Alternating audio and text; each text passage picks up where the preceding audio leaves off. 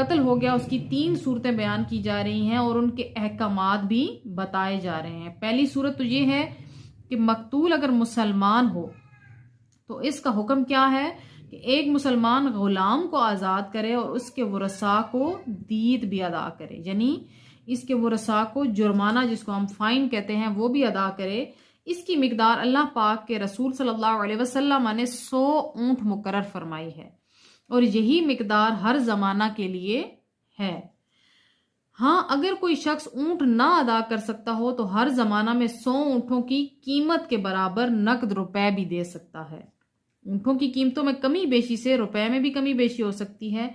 बहरहाल दीद जो है 100 ऊंट ही होगी। अलबत्ता अगर मकतूल के वारिस दीद बख्श दे तो वो बख्श सकते हैं, जो कि अल्लाह पाक ने आयत में भी बयान किया कि अगर वो बख्शना चाहें तो बख्श सकते हैं। शरीयत इस्लामिया ने